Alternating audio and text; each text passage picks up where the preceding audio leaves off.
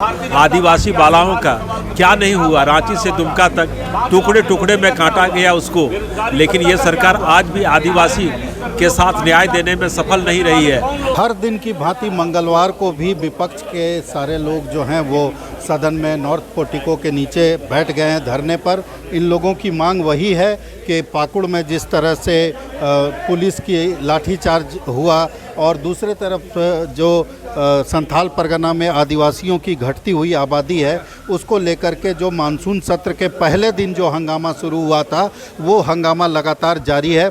हमारे साथ कई लोग हैं। सबसे पहले नारायण जी, ये बताइए, ये हर दिन यही चल रहा है?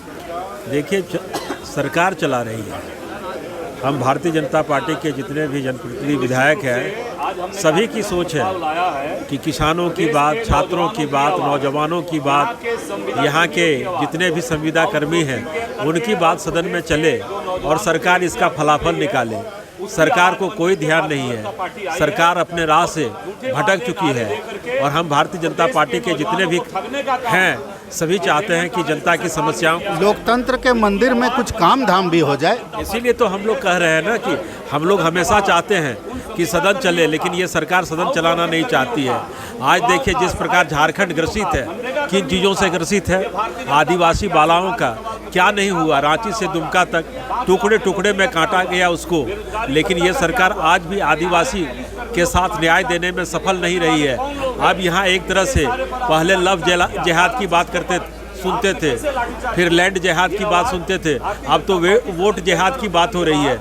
मेरा ऐसा मानना है कि सरकार हर जगह पर विफल है। तो ये देवघर से विधायक हैं बीजेपी के, और साफ तौर पर एक बार धर्मेंद्र आप ज़रा दिखाइए कि किस तरह से लगातार जो है ये सदन शुरू होता है और उसके बाद से यही माहौल बन जाता है। सदन की कार्रवाई शुरू होने के बाद सदन के अंदर भी इसी तरह का माहौल रहता है और तमाम जो बीजेपी के विधायक हैं वो इसी तरह से सामने धरने पर बैठ जाते हैं और अंदर वेल में चले आते हैं। पूरी तरह से देखा जाए तो जो ये 6 कार्य दिवसों वाला ये जो मानसून सत्र है, इस मानसून सत्र की स्थिति जो है वो धरना प्रदर्शन का सत्र बन करके रह गया है।